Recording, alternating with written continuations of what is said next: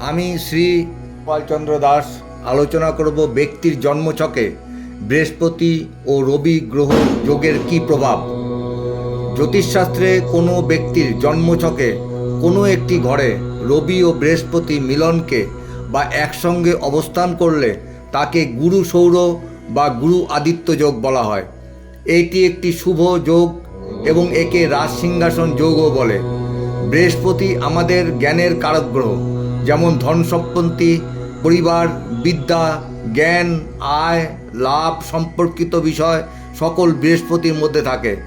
আর রবি আমাদের আত্মার কারক গ্রহ, যেমন আত্মশক্তি, বল, তেজ, সততার কাজকর্ম, ইমিউনিটি পাওয়ার, প্রতিষ্ঠা, মান সম্মান, যশ প্রভৃতি প্রদান করে থাকে। এটি জীবনে অর্থ সম্পদ নিয়ে আসে এবং আর্থিক অবস্থার উন্নতি ঘটায় এবং জাতককে জীবনে সম্মান, সুখ্যাতি এবং প্রতিষ্ঠার যোগান দেয়। জাতকের মধ্যে নেতৃত্ব দেওয়ার ক্ষমতা বৃদ্ধি পায়।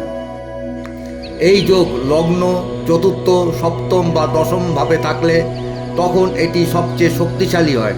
যদি বৃহস্পতি এবং রবি নিজেদের ভালো অবস্থানে থাকে, যেমন তুঙ্গি বা স্বক্ষেত্রে থাকে, তাহলে এই যোগের ফল আরও শক্তিশালী হবে।